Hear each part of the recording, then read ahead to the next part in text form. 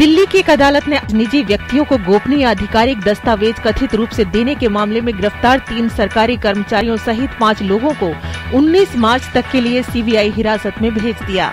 3 सरकारी कर्मचारियों अशोक कुमार सिंह, लाला राम शर्मा और दलजीत सिंह, चार्टर्ड अकाउंटेंट खेमचंद गांधी और परेश चिमनलाल बुद्धदेव को अदालत में पेश किया गया।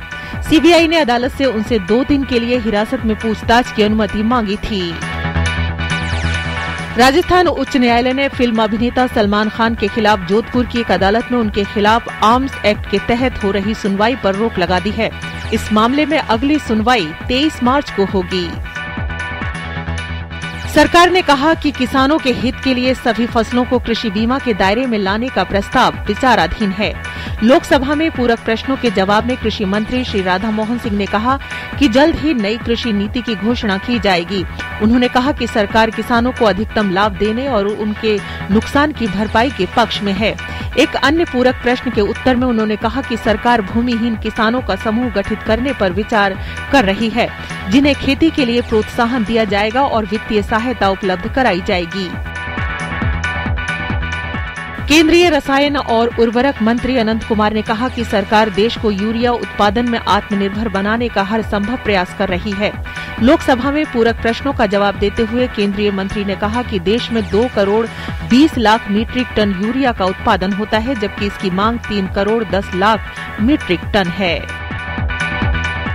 उत्तर प्रदेश के अमेठी जिले में बर्ड फ्लू के मामले सामने आने के बाद दुधवा राष्ट्रीय अभयारण्य में भी हाई अलर्ट घोषित कर दिया गया है।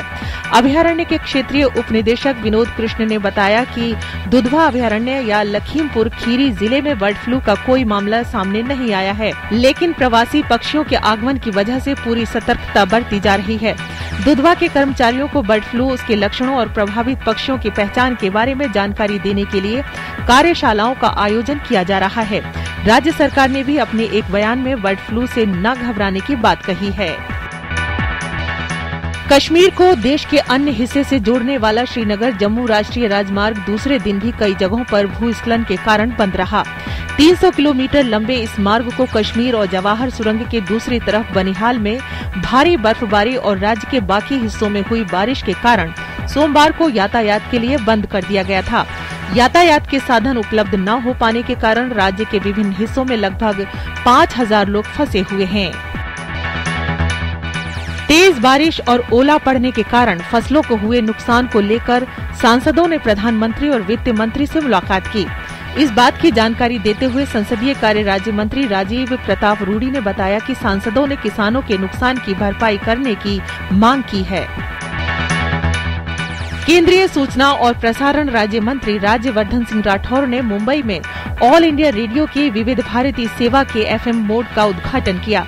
इस मौके पर उन्होंने कहा कि अब मुंबई के लोग बिना किसी बाधा के अपने मोबाइल और रेडियो पर सेवा का आनंद ले सकेंगे। सूचना और प्रसारण राज्य मंत्री ने ये भी कहा कि सरकार का मकसद आने वाले दिनों में पूरे देश में रेडियो को FM में तब्दील करने की है।